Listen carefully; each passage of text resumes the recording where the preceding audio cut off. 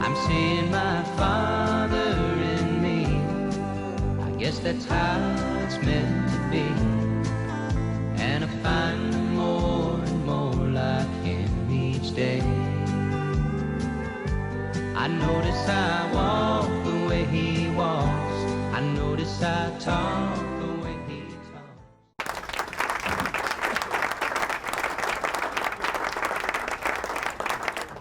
We're really excited today because we're in front of a live audience here at Reno Town Mall with an inaugural show. It's called Family Matters, and it's brought to you by Kim Surratt and her law firm. And I'm going to tell you right now, if you have not been listening all week long to the promos about this show, good news is you're going to get to hear it now. Let's go to the host of the show, your host, my friend, Kim Surratt. Thank you, Eddie. Appreciate it. Family Matters is going to be one of those programs where we're really going to take a good look at not just what I typically do in my family law practice, which is divorce and nasty custody battles, but we're really going to look at some family formation issues and get into the nitty-gritty of what's important to families. How do we keep families together? How do we grow families and promote healthy families in the state of Nevada? I love it. So in that progress, what we have today is we have Dr. Shapiro here with us. Hi, Dr. Shapiro. Hello, how are you today? I'm good. And we really want to talk to you. You are with a fertility clinic in Las Vegas. That is correct. I'm with the Fertility Center of Las Vegas. All right. And Dr. Shapiro, how long have you been doing reproductive medicine? 25 years. That's a long time. It is. Any other specialties other than reproductive medicine? Well, one that does infertility also is a board-certified obstetrician gynecologist first, and then we get secondary training in reproductive endocrinology and infertility. So tell us a little bit about your educational background and why you're such hot stuff in the state of Nevada for reproductive work. Well, I did my medical school training here in Nevada, and then I went to Yale University for my medical training. I did my internship there, I did a residency in obstetrics and gynecology, and then I did my fellowship in reproductive endocrinology and infertility. And then I did a PhD at the University of Amsterdam in Holland. Wow. Were you from Nevada originally? Not originally, but I've been here for over 30 years. That makes him a Nevadan, right, Kim? I think so. I was born in New Mexico, but raised in Winnemucca, and I still consider myself a Nevadan. So, great. Well, Doctor, we have you here today because I really want to get into the transitioning of infertility work / into fertility work and just what that progression has been and what the opportunities are for families these days. And so why do families often come to you? What are their needs when they come to you? Well, families come to me, or potential families come to me, when they're having problems in reproduction. So a couple might come to me because they've been trying to get pregnant and they've been unable to do so. Many of them have many different types of problems. Some of them have a single problem that are easily addressable. What's really important for everyone to know is that in this day and age, it's treatable. So what we like to say is it's conceivable, and a pun intended. Oh, I love that. And the reason for that is because almost all patients can come to our facility and walk away with a baby. It may be from one type of treatment, it may be from another type of treatment, but there's always at least a treatment that can get them their family.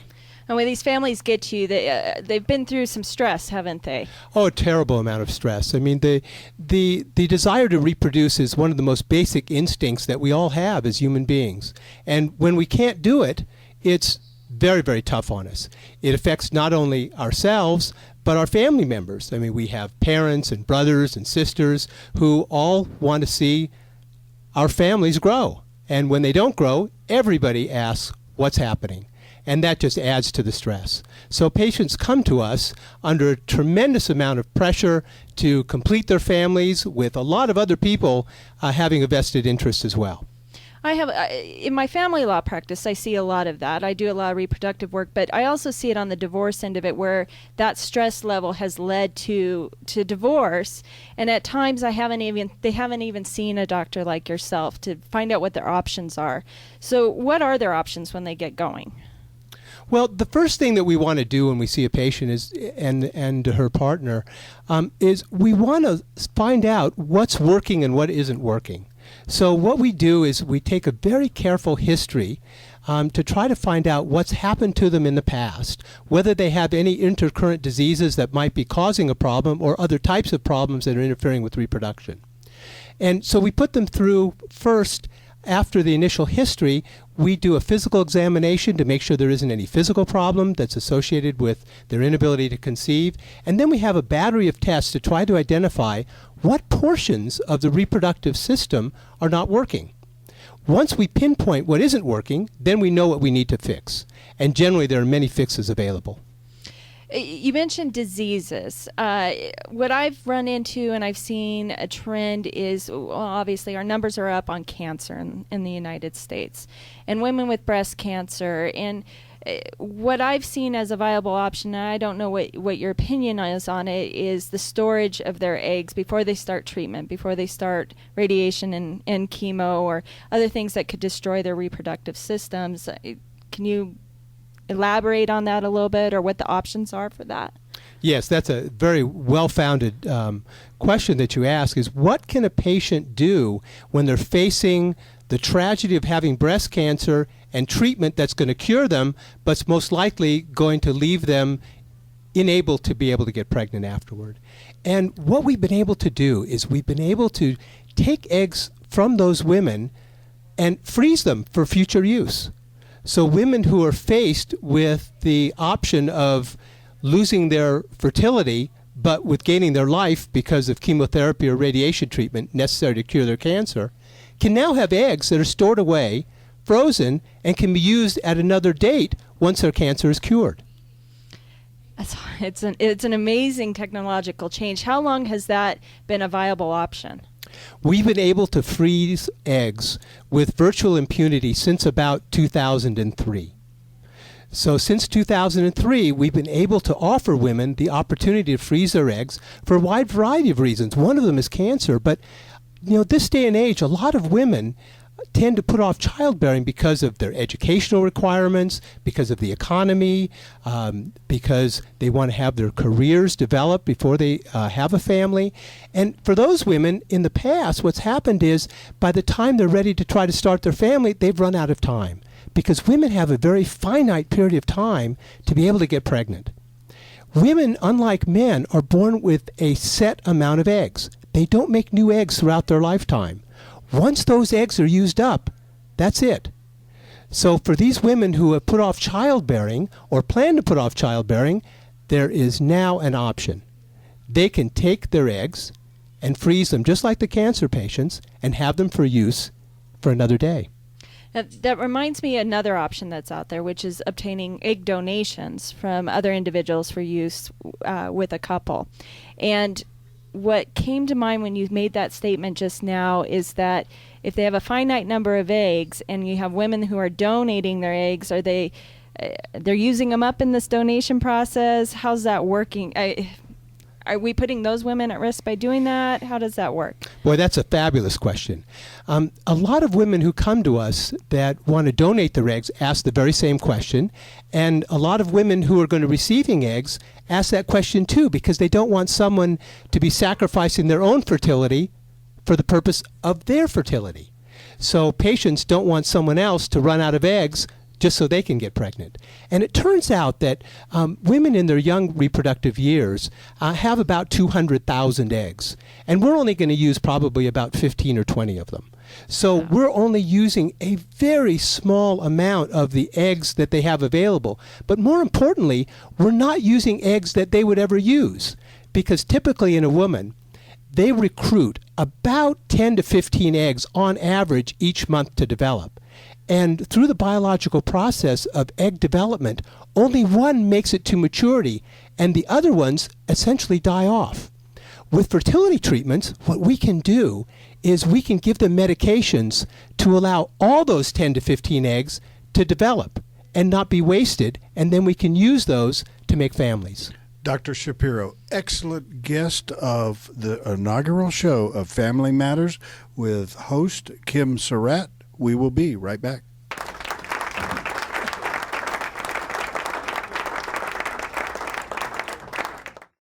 Attention all business owners, we want you to kick off 2012 with a great advertising opportunity.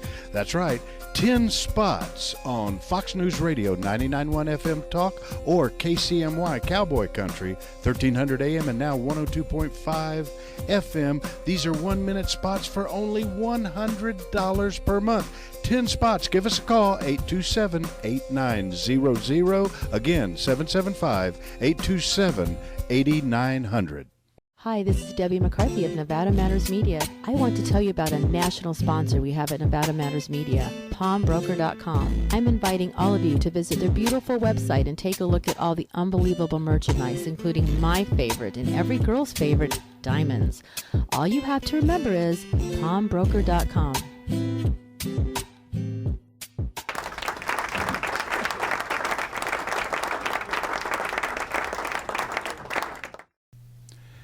We're back now with the second segment of a brand new show called Family Matters. You're going to want to stay tuned because this is perhaps one of the most informative shows that we've ever had here on not just KCMY Cowboy Country, but also heard on 99.1 FM Talk Fox News Radio and hosted by Kim Surratt.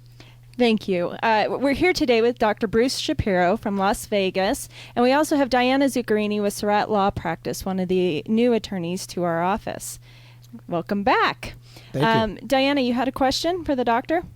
I do. Just before the break, Dr. Shapiro had mentioned that women who had put off having children until, they were getting into their careers and had gone through school should think about freezing their eggs ahead of time till you are ready to have a baby. And I was wondering, at what age should you start to think about that? I'm 30. I definitely put off, having a family and everything until I went to school. And I'm starting to get a little nervous about whether I'm going to be able to have children.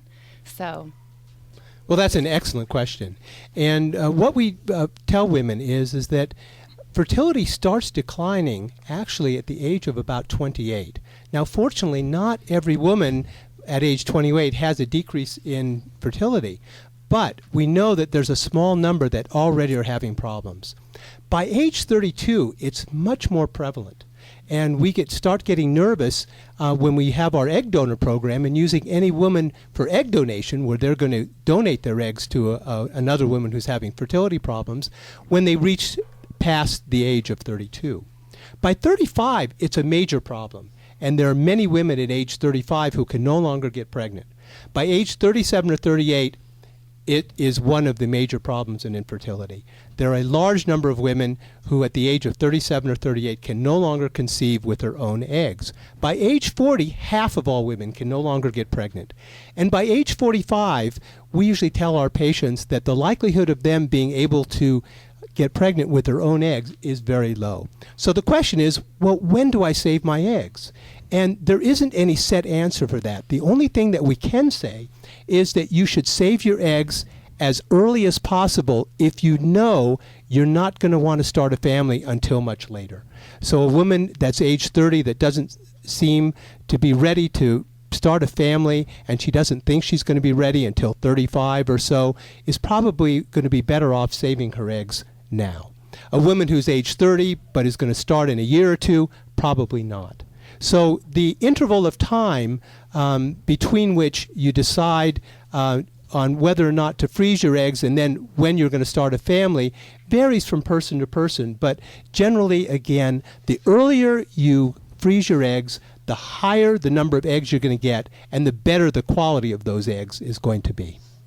Now, doctor, we've had a lot of concentration on the eggs from the female side, but what is the probability or the percentage of difference in when it's the egg that's the problem with conception versus the sperm that's the problem with conception? Yes, generally about 40% of the time in couples that see us, it's the woman's problem. About 40% of the time, it's the male's problem. And about 20% of the time, it's a combination of both. Oh, interesting. All right. So we've talked about egg donation. We've talked about fertility treatment. Surrogacy is another big, wide-ranging area and booming at this point in time. And I'm sure you're seeing a lot of it in your practice.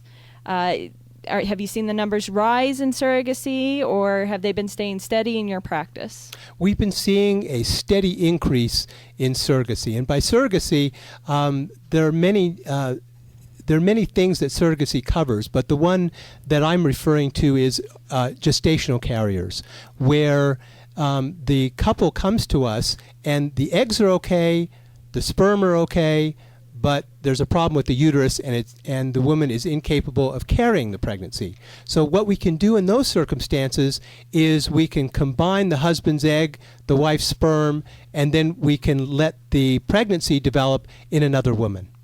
All right. And from an attorney perspective, the differences between gestational carriers, which is the woman, the gestational carrier herself, the woman that's going to act as the gestational surrogate, is not utilizing her own egg in the pregnancy, versus a traditional surrogacy in which a traditional surrogate will use her own egg and be biologically related to the child. And from a United States legal perspective, a general national perspective, traditional surrogacy is something to stay away from, and much higher risk. Is that, I know there's many doctors in the United States that won't even perform traditional surrogacy. I don't know what your position is on that. Well, in our practice, what we found is the desire to have the traditional surrogacy has fallen off over the years, steadily and at an ever-increasing pace. So most patients who come to us, because of all the legal concerns from attorneys such as yourself who have advised them of the pitfalls of doing traditional surrogacy, most of them don't want to do it any longer. And what we get is most of our requests to have a gestational carrier. I'm going to backtrack a little bit back to the egg donation. A question came to mind just now about once those eggs are cryopreserved, how long are they good for? We don't know for certain. What we do know is that it's at least 25 years, but it may be much longer. And the reason I say 25 years is because that's the amount of time that has transpired between freezing and successfully thawing and getting a pregnancy so far. Okay, are there standards in the United States for physicians to follow for what is appropriate as far as how long they should be preserved versus usage? There are no standards yet because we don't know what the upper limit is. Because it was in, what year, 2003, that this became a viable option, right? Well, 2003 for eggs, but we've been able to freeze embryos at a much earlier stage for a longer period of time. So we have data from frozen embryos, and we think that the frozen eggs are probably going to be very similar in terms of their longevity. Okay. Embryo donation. Good time to talk about that, too. Is that another option in your clinic? Embryo donation is an option in our clinic.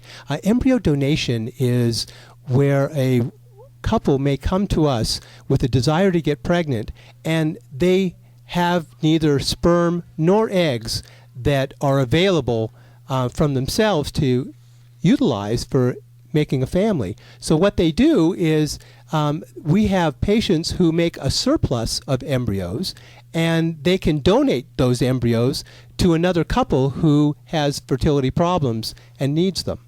And that's becoming an increasing source of reproductive assistance in the past couple of years, and we think that's going to continue to evolve into a major source of reproductive care. Dr. Shapiro is the guest here on Family Matters that is hosted by Kim Surratt. And now, Diana, we will be right back.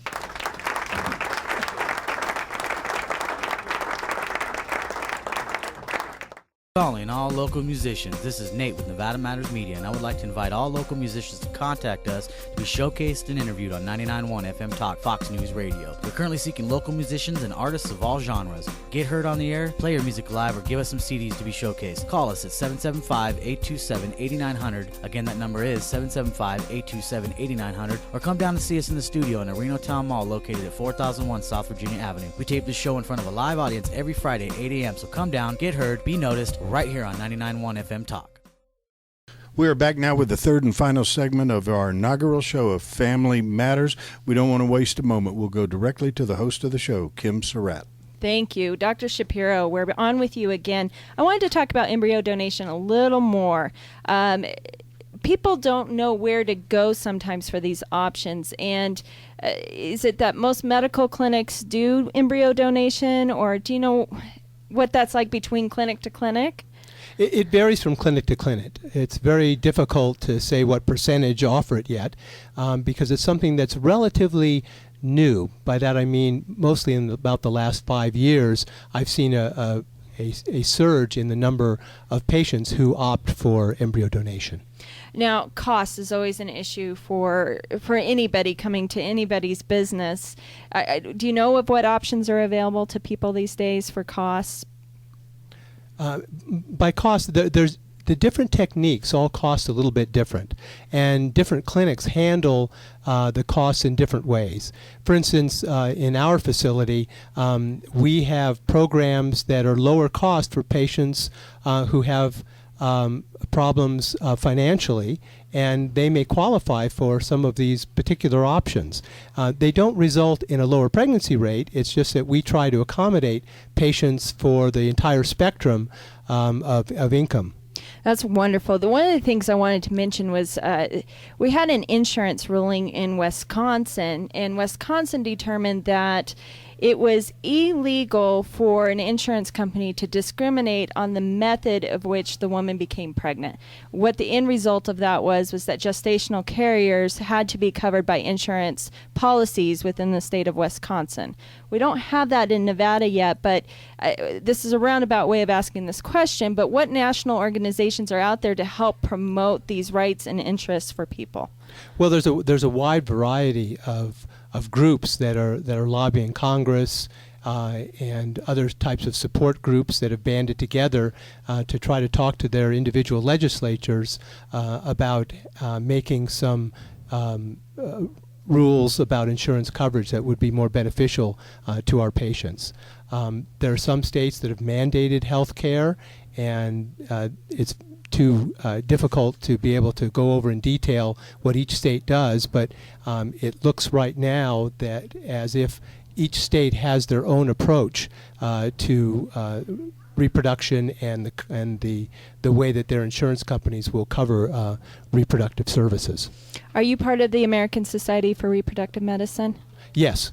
And you want to explain to the audience a little bit about what that is? Well, the American Society of Reproductive Medical Specialists is a group that is composed of physicians, nurses, embryologists, and all of those people. And now lawyers. They now have a legal group. Attorneys, yes. And it's composed of all of these people that are interested in reproductive health and reproductive services.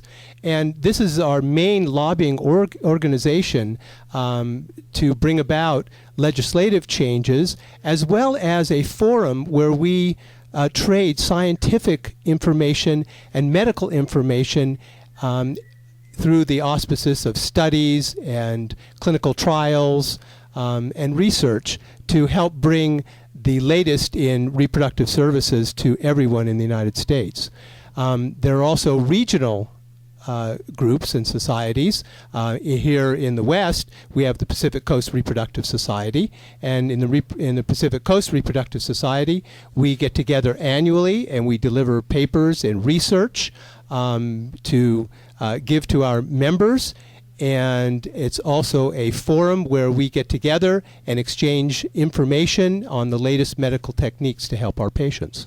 Is it safe to say that the general public, if they're looking into reproductive work, the ASRM, depending on what state and location they're in, is a good place to start? Yes, the ASRM is an excellent place to start, and they have resources that also can direct people to some more local venues that might be more appropriate and easier for them to reach. Well, but I don't want to ignore the fact that you do a lot of international work, and people come from all over the United States to come work with you, correct? That is correct. We see patients from outside the United States, our international patients.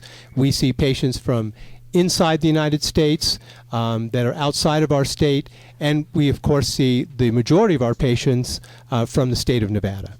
And our primary goal is to help first the patients in the state of Nevada, and then secondarily patients in the rest of the United States, and then also in the rest of the world. Doctor, does each clinic track their own success rates?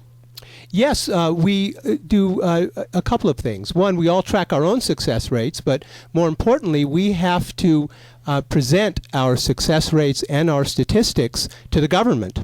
And we report it to the Center for Disease Control in Atlanta, who publishes the success rates of each clinic in the United States on an annual basis. And we also report to the Society of Assisted Reproductive Technology, which is an arm of ASRM, which we just talked about a moment ago. And both of those pieces of information are published annually. They're usually about 2 years behind. So when you look at the rates, you'll see what happened 2 years ago. But anyone can just go ahead and look up SART and IVF success rates online, and they can find out the success rates of every clinic that reports to SART in the United States. Most of them do that have met their minimum requirements, but every place that is involved in fertility has to report to the Center for Disease Control in Atlanta. And these are, again, reported on an annual basis, but they're 2 years behind. But every single person can look those up for every single clinic. Those are great resources, Dr. Shapiro. One of the goals of Family Matters is to decrease that stress level for couples and maybe increase the probability that they'll stay together and that families will develop successfully and healthy. I really want to thank you for being here today. Can you please make sure you give us your contact information and how our listeners can get a hold of you? I'll be happy to. Go ahead. You can reach us on our website at fertilitycenterlv.com. You can reach us at our phone number, which is area code 702-254-1777. Again, that's area code 702-254-1777. This has been Family Matters, a very unique show. I'll tell you why. Because this is the end of our show for our flagship 99.1 FM Talk Fox News Radio, but just the beginning of the show for KCMY, Cowboy Country. So we'll see you next week to Fox News, and stay tuned if you're listening on KCMY.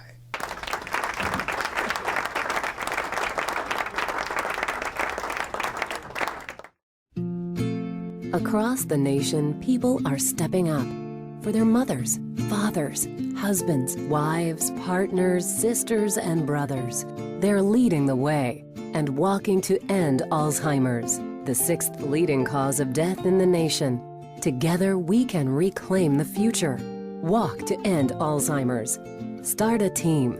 Join a team. Go to alz.org. Hi, this is Nate, owner of Linear Computer Solutions. If you're tired of your computer running slow, viruses corrupting your PC, and just tired of paying high hourly rates, then bring your laptop or PC by the Reno Town Mall, located at 4001 South Virginia Street inside the Nevada Matters studio, across from Judy's Dance Shop. We charge one flat rate for all your computer services and repair and pride ourselves on superior customer service. We offer discounts to all veterans and seniors. Can't bring your computer by? Then we'll come to you without any additional charge. See why we're the highest 5-star rating in the entire state on yellowpages.com. So give us a call, 775-393-9121. 775-393-9121 for your same-day appointment and turnaround. At Linear Computer Solutions, it's service without question. Hi, this is Eddie with Nevada Matters Media, and I want to tell you a little bit about our offices here at 1301 Cordone in Reno. Perhaps one of the most beautiful buildings I've ever been located in, and it's owned by AMH Properties. That's Alex and Marion Hose. I want you to give them a call because besides 1301 Cordone, they have several buildings in downtown Reno that'll basically knock your socks off. Give them a call. 322-1025. That number again here in Reno is 775-322-1025. That's AMH Properties.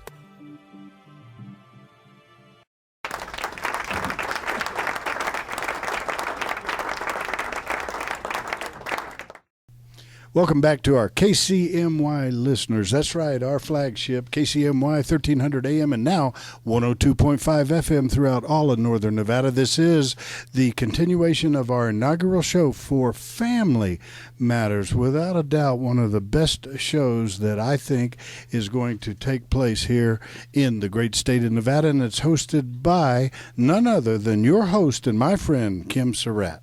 Thank you. All right. This segment of the show, I'm really excited about. I have Marie Baxter here. She's with the Reno Rodeo Foundation. She's the executive director of the foundation. Wow. And welcome, Marie. Thank you for having me. You're welcome. The entire reason I want to do this, well, I probably should be honest. I mean, I have a lot of reasons with my connections with rodeo and everything, but my heartfelt reason with Family Matters to sit and talk about the foundation today is to talk about the programs that the foundation has going on and its impact on our children in our community that are abused and neglected and be removed from their homes. So what I want to get going on is, why don't you tell us a little bit about the foundation as a starting point? Okay. The Reno Rodeo Foundation is the charitable arm of the Reno Rodeo, which of course runs for 10 days every June here in Reno. And the proceeds from that rodeo and also from the rodeo state license plates come to the Reno Rodeo Foundation. And we distribute those through a variety of different programs that help children with extraordinary needs across the state of Nevada. So this is not something that only benefits children in Reno and Sparks. We pretty much cover all counties that are here in the north. And we have scholarships, we do grants to community organizations, and then we are sort of the largest champion of abused and neglected children who have been, as we say, rescued from unsafe homes and are in protective custody and foster care. So that's kind of our focus population. So to be clear, we're talking about children who are social workers who work for the county, have gone in, or counties, depending on where they're located, have gone into a home, removed the children because of either abuse or neglect, or their parents are unavailable to care for them, whether that be incarceration or hospitalization. I mean, there's many reasons. It's not always abuse and neglect, but these are the children that you're targeting through the foundation. Absolutely. Through no fault of their own, they've had a major life change, and they are now either living in an emergency shelter or they may be in foster care. Some of the children are in relative care. So, basically they're children that don't have parents who are providing a stable, loving home for them. And now, we're going to talk about the denim drive as a central part of that, but I have to do a little bragging about what the foundation did as far as the activity center for the Kids Cottage. Well, and that's kind of how we got started with this population is the Reno Rodeo Foundation had built an indoor riding facility for a school here in Washoe County, and it was such a successful program we wanted to do another capital campaign. And so over the course of 5 years, we raised a couple of $1 million with some great people like Perry DiLoretto and the Reno Rodeo Invitational Team Roping. And we built this facility that's here at the emergency shelter, which is called the Kids Cottage. And it's huge. It's a gymnasium. It has there's classrooms, a computer lab. Our denim drive closet obviously is in there. And but they actually have a full high school in there for credit recovery at this point as well. So it was a need. These young people that were living at the shelter, they were basically, doing their homework or having just no space, especially if the weather was terrible. It's a residential facility, so they have bedrooms, but they didn't have a recreation space. So that building opened in 2008, so we've had it for quite a while, and it's just an integral part of the services now that they can provide to these young people. Well, because they're removed from their homes, so they're placed in the Kids Cottage, so they're living there full time, going to school, coming back, need a place to study, to do activities, have fun, play like kids do when they come home from school, right? Absolutely. All right, so the denim drive, explain what that is. So this is actually kind of a funny story how this got started. When we first approached the Kids Cottage, we asked them, we would like to do something special for you. What could we do? And they said, well, we always have a need for socks and underwear. And we said, well, we actually thought about building you a building. So we had there was sort of an expectation there that they didn't realize how big it was. So obviously we got the building going, but that always kind of stuck in my mind of there are between 600 and 800 children just in Washoe County who go through the Kids Cottage on an annual basis. Some of them are returned home, some of them go into foster care, but they have this huge volume of from infant all the way to 18 of young people during a very traumatic time, and they need clothes. They arrive with literally nothing but the clothing on their backs. Because again, the social workers going into that home, yes, yanking them out as fast as they can, or taking them from police stations or other scenarios, and the clothes on their back are what they have nothing. And and a lot of times the clothes they have are clean. They can be infested with all kinds of vermin. I mean, we're not talking a healthy environment that they're coming out of. So what we wanted to do after we got the building and kind of, in the process in between that was to provide a mechanism for our community to step up. So we just completed our 6th year of the Denim Drive. The first 4 years was Washoe County only. And thanks to businesses throughout now we have 13 counties we serve, but we have bins that are in businesses in November, December, and we just encourage people to donate new socks, new jeans, new underwear. So I don't want to miss that point. Yeah. Last year was the first year you reached beyond Washoe County, and within 1 year into this year, you're at 13 counties. It is, and we run those as 13 separate denim drives. All the money and all the clothes in all the counties stay in those counties. So there's no wow, if I give money in Lyon County, if I'm in Fernley, I'm going to be helping a child in Carson. You're helping a child who's living right there in your neighborhood. So it's really been an incredibly just amazing program, and every year it's grown, and I'm really excited to report that even this year we've seen a substantial increase in our donations. The economy may be struggling, but people really reached into their hearts and their wallets this year. Not only did they do a lot of tangible donations, but we clothe kids 365 days a year, even though the drive only runs for 4 weeks. So the cash donations that we received, which were just a mind-blowing amount this year. I'm just so thankful to people, from $5 to $500 to $5,000. Well, you're not being flippant when you say it grew. Literally each year of this program, the numbers have truly increased. Yeah, leaps and bounds. And we've seen that again this year. I don't have the final numbers because some of the donations are still coming in, or else I would be happy to share them. But because we're just wrapping up. But it's just amazing what people will give. And 100% of every dollar we collect, we use to buy clothing. And again, it all stays by county. So $20 in Fernley is going to buy $20 worth of clothes for a child that's in Lyon County. That's so unusual for a lot of nonprofits, it right? Is. They take out their administrative fee first at the top of that donation, and then you're left with what percentage of that dollar goes to the actual what the charity's mission is. Exactly. But and that can be 20 to 30%. 100% of the dollar. 0% we hold back, 100% goes to help the kids. So, and it's tracked completely separately in our books and everything. So it's a great program. You can feel great about if you give to the Reno Rodeo Denim Drive, you know that 100% is going to help a child in your community. So I think that's one of the reasons it's been so successful. So you get this clothing in, then what? How do you get it out? Thank goodness we have a network of great people. Not only do our Reno Rodeo volunteers distribute a lot of clothing at our foster family denim distribution events, but the social workers within each county are also responsible. So when a child comes into custody, there are emergency social workers who that's their job, is to handle that. There are closets set up in the various counties, at the family resource centers, obviously here at the kids cottage, and we just maintain those. And then also families can request clothes. We even have CASA workers who request clothes directly from us if they have CASA is court-appointed special advocates. And they, can fax in, or they can contact us if it's a special circumstance. But we really do try to, keep things that are available, because we want to meet that sort of urgent, imminent need. So when they come in clothing that's infested, the social worker can immediately strip them and put new clothes on them. Exactly. And the other thing we do with that is through some grants that we've received, we also buy luggage. This is only in Washoe County. Someday I'd love to expand this, but I don't have the financial resources yet.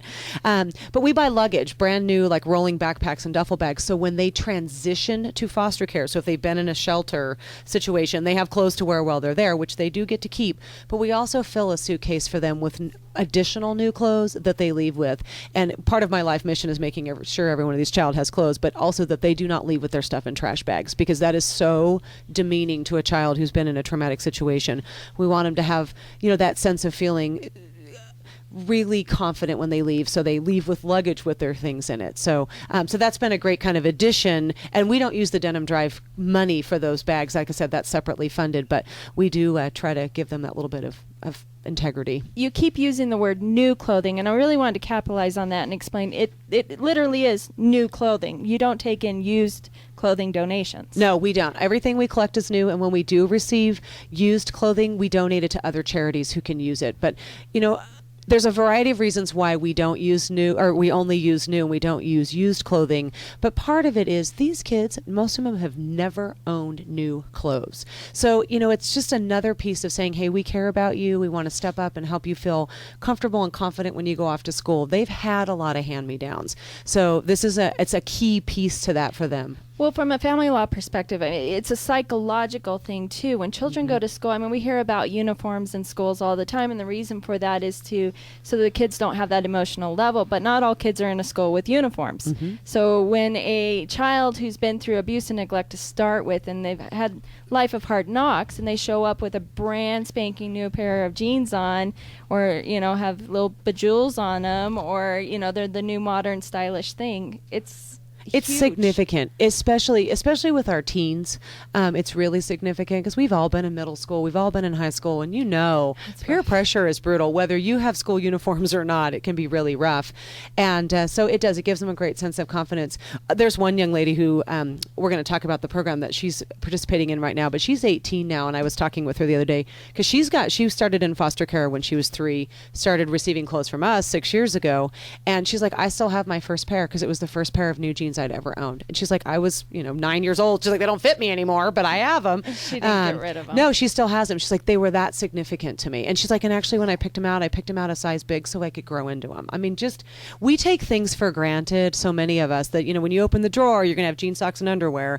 That's not something these young people take for granted, so it's nice to be able to help them. Well, I've talked to social workers because I work with social workers on a daily basis, and I've talked to ones that in the past, before this program, they would at times go and take the money out of their own pocket to go buy the clothing because the county didn't have the resources for it. The resources weren't there for clothing. It's kind of, I harken it to, our teachers going out and buying their own school supplies for their classrooms or for their kids because they don't have anything. And what a difference for the social workers and for the employees. They're so appreciative. We get lots of positive feedback from not only the Washoe County Department of Social Services social workers, but the state level too. They're really thankful, and they know that they can call on us, and it's just nice to have that resource. And we do things beyond jeans, socks, and underwear with a lot of our cash donations too. Like we have pajamas and we have coats, and because the community's so great about supporting us that we've been able to expand some of those things, because a lot of times these kids are arriving in the middle of the night, so we need to have pajamas and those kinds of things too. So it's just great to have a resource right there at your fingers, and it makes the kids feel so much better during probably the most traumatic period of their life, that when they first arrive in custody, because it's a scary time for them. So you just finished the drive. We did. And how'd it go for this year? It was amazing. We had another record-setting year, and with the economy the way that it is, just for example, I can tell you this part because I have the counts, but last year we had about 900 pairs of jeans that came in Washoe County. This year we had 1,600.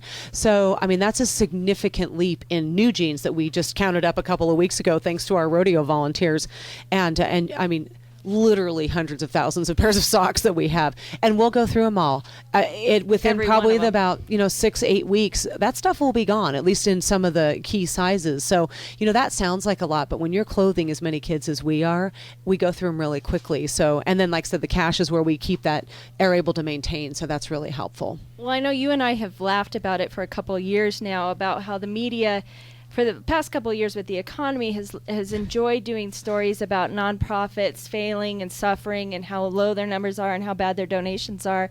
And they've come to us for an interview, the foundation and the association for interviews, and said, how are you doing? And both the association and the foundation for Reno Rodeo are up on numbers. It's almost embarrassing to answer the question, right? It is, but it's sure a wonderful support from our community, and that's who makes it happen. We're fortunate because we're an all-volunteer organization, so we're able to put our resources where our heart is, and that makes a big difference. We don't have a lot of overhead, so we are able to continue to be successful. But there are times I know I feel a little guilty, but when you stop and think about the kids and their needs, I don't feel guilty anymore, because it just feels so great to know we can help them. I just sit there and smile and laugh inside and think, no, we're up. and I give it to the Western heritage part of it. Absolutely. This is Family Matters. We want you to stay tuned. We also want you to come and join us here at Reno Town Mall, where we tape this show week after week, both for KCMY, heard on 1300 AM and now 102.5 FM, as well as Fox News Radio, our sister station, 99.1 FM Talk. We will be right back.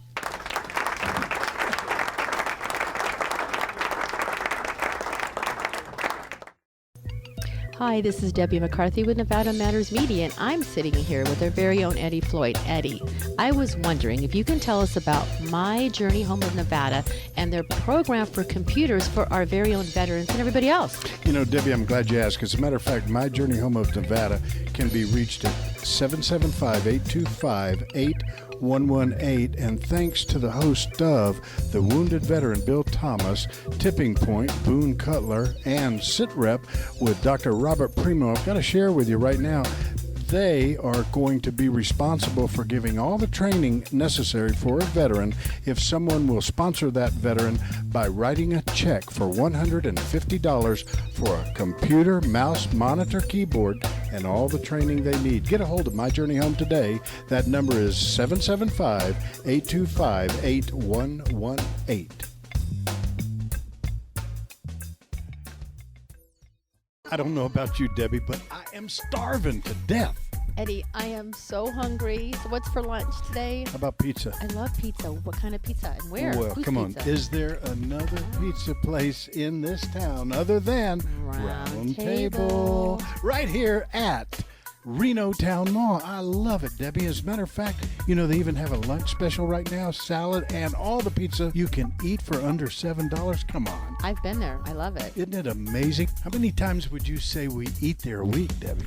2 or 3 times at least. I tell you what, and we never get tired of Round Table Pizza right here in Reno Town Mall. Yes, it is, and we love it to pieces. And you know, I want everybody to know one thing. They can get a hold of Round Table Pizza by simply giving them a call. That's right, give them a call right now. That is area code 775-826-5111. That number again is area code 775-826-5111. What do you say we go get some pizza, Debbie? Let's go now. I want to tell you about Top of China Buffet Restaurant, located at 2010 Audie Boulevard in Sullivan Lane, next to Grocery Outlet. Are you hungry for Chinese food? Really good Chinese food? What about stir fry? Let us stir fry your favorite selection to perfection. That's Top of China Buffet, open 7 days a week, from 11 a.m. to 10 p.m. We offer the largest buffet selection in Reno and Sparks. That's right, over 120 items, including Chinese, Mexican, American, Japanese, Mongolian barbecue, and if you are a vegetarian, let us prepare you an amazing vegetarian dish. That's right, the best and biggest buffet in all of Reno, Top of China Buffet, located at 2010 Audie Boulevard, next to Grocery Outlet. You can call us 775-355-9998.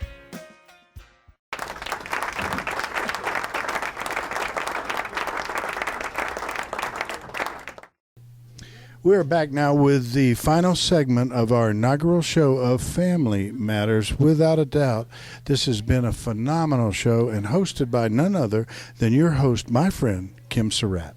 Thank you. All right.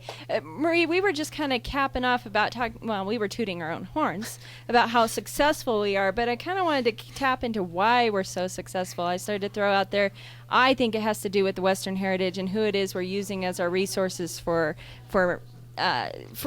volunteerism, but what do you think on that? I do. I agree. You know, it's part of just the spirit of people who live in the West that when they see somebody who has a need, they're going to step up and help them. And I think that's really fabulous. And I also, I don't want to toot our own horn again, but I think that the Reno Rodeo and the Reno Rodeo Foundation, we're really good stewards with people's money. And we do the best that we can to make a difference with every dollar that comes in. And that makes it, you know, it's a good investment. We just pump it right back into the community. Absolutely. So, you know, whether you're buying a ticket or to come to the rodeo or you're making a donation to the Denim Drive, it's something you can take stock in that you know it's going to go and do something really great in the community. So that is another good way for people out here in the West to be able to support children and families. So. And we're proud of Nevada for that reason. We are. All right. There's a new program with the foundation that I'm very excited to talk about.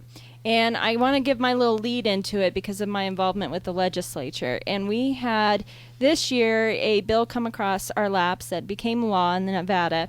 And what it did was state that we were going to extend services for children that what we call, you can either call it transitioning out or you can call it aging out of the foster care system. And I know you and I had talked about this actually in the past, because the judges had talked to me and I talked to you about my concerns about it. And what the concern is as these children are turning 18 / 19 years old and graduating from high school, they're out from under that. Well, they were out from under the umbrella of services. So out of foster care, out of the emergency shelters, out of the care of the state, and basically dumped on their butts into the street. And it's hard. You have to kind of put yourself into the shoes of these kids and realize, why is that important? Why is it significant? Many of us have relatives and family that continue to mentor us and give us a little bit of food when we're trying to go to college and not quite making ends meet, or tell us which college classes to sign up for, or how to go interview for a job. And those services were lacking. And our big change in our legislature this year is they did extend the services out further, so it covers children to a greater age, but not necessarily some of those other missing links, which I think the foundation is now meeting with its new program. Can you tell us about that program? I can, and I agree. That's kind of where this started. Was there is a tremendous need to provide support for young people, not only just financially but globally, from about 18 to 23. And so, through some great partnerships, we developed what we call our VIPS Life and Career Coaching Program, and we work with small groups of aging out foster youth, so foster youth that are about 16, 17, 18, and they are preparing to be on their own. And so one of the gaps that we really see is not only there are some independent living programs, and these kids the social workers do set them up with various things, but as they're going from 15 and a half to 18, but they're so young, they just don't even know what they don't know. And so they don't always Don't we all? Yeah, exactly. They don't make the best choices. And unfortunately, once they're out, they're out. So if they don't, but now thanks to this new, the change AB 350 is how what we dub it in our office, where they can stay in care longer. This program gives us a chance to let them not only learn some life and professional skills before they have to transition out on their own, but the biggest piece that we are working on is trying to expose them to different kinds of career options, because at 18, these people they've been supported by the county, and they get a certain amount of money each month, and or their foster parents do, and then once they turn out, and with this new law, the kids get the money themselves. And when you're 18 and you get a minimum wage job, and you've got that independence, and it feels like a lot of money, and so they don't always make great choices about going to college, if that's appropriate, a vocational training program, because, like I said, they don't know what they don't know. So what we've been trying to do, on how to interview for a job. Exactly, all those parts and pieces. So we're trying to expose them to areas of interest, and let them know not only here's job options that you might want to look at, and here's the steps that you would need to take to get to that particular phase, but also helping them learn about what it means to be a financially independent adult. So there's money management pieces we cover, there's job interview pieces, there's some things that have to do with like tax and insurance and benefit pieces. We've done a whole class on etiquette, which was a riot. I mean, really, a lot of young people, when they sit down at a formal table at a luncheon, which, I mean, you and I go to millions of luncheons, we take for granted that which is your bread plate and which drink is yours. It can be very intimidating, especially when you're young, if you haven't been coached part of in the that system for exactly years. Most of these kids have never even eaten in a restaurant. So then if you add these added layers of, okay, we're going to take you to some sort of a banquet or a luncheon. So there are a lot of those kinds of pieces, and it's very small group. We have 6 kids in this program. We will serve up to 8 at a time. So not only do we do the small group things, but we do a lot of one-on-one, where we're really sitting down with them and talking about, okay, so you are interested in being a personal trainer, and so we're going to take them and we're going to let them interview personal trainers to learn about what that job is. Then we're going to help them understand what the career path would be to get there, and then we develop a piece where we show them, okay, here's what you're making now, here's what it would be if you were on minimum wage with your living expenses. If you complete school, this is what your financial situation would be, and these are the choices you would then have available to you. You might be able to afford to have a car, or you might be able to afford to have a family. So it's a whole comprehensive sort of life, as I say, and career development that's very tailored to their individual needs, but also just gives them some experience with where they want to go, because when you drop these young kids into a community college or up at UNR, we might as well be dropping them on the moon, because they have no idea how to get through that environment and why they should. And that's the piece we're trying to really connect the dots is you want to persevere because here's the goal at the end, or here's the reward at the end if you reach your goal. Because they don't even know. These are life lessons that we take for granted that a lot of us are receiving from our parents and our extended family that these children just don't have available to them. Absolutely. And they face so many pressures, and you know this, especially once they age out. They, a lot of times their family that they may have been emancipated from or separated from starts to come back into their lives, and they're looking for certain things from them, and they don't have good stable housing. I mean, the pressures are tough, so we're just trying to give them some information and incentive to stick it out, and then help them kind of solve those problems. Well, that's my concern as a family attorney. I've had termination cases. But once these children turn 18 and they're adults, there really is nothing to stop that prior bad influence family from contacting them. It's not like it's a lifetime restraining order against them.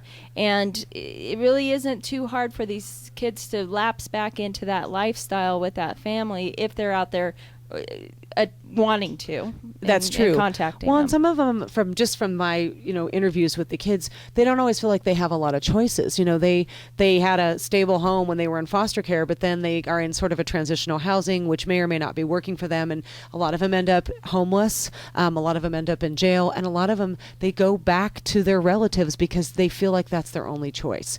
And so we're trying to be way more preemptive and say, hey, we can help solve some of those problems, working in concert with the other resources that are out there. We're not the only resource, and I don't want to make it sound like those resources aren't doing everything they can within independent living programs. The Children's Cabinet here in Washoe County, there's obviously different resources at the state level, but there's definitely a niche that we saw that was It's a different really angle. Totally in need, because a social worker has 150 people that they're responsible for, or 200 people. We have 6 at a time, so we can get much more involved in their personal problem-solving needs than a social worker who may see them once a week or once a month really can. So again, with this program, you're tapping into the community resources. We are. Nevada's resources. We are. And you're tapping into local businesses to assist you with this. Yes, because we visit local businesses and have our VIPs, as we call them, interview the business owner, if it's an independent business owner, different people in different roles.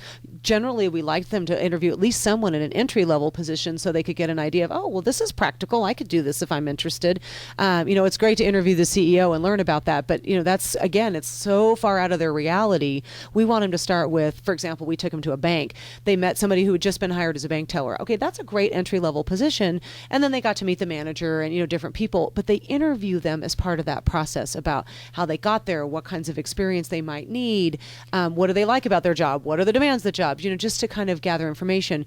And then, of course, we summarize all of those, and then we provide that written summary back to them. Because right now, it might not be something that's sticking for them because they're out something else. But, a year from now, they might be like, oh, gosh, that bank was really interesting. And they said that they hire tellers that are, have a high school diploma and are going to college. What was that? And then we go back and they have a resource that they can draw from, as well as this program has an alumni component. Our goal is not, hey, great, we enjoyed having you for 20 weeks and now you've graduated. Once they graduate, we have a really specific program to stay in touch with them kind of on a one-on-one. And you want them coming back and mentoring their peers. We do, and we want to continue to mentor them because you cannot address their global needs in 20 weeks.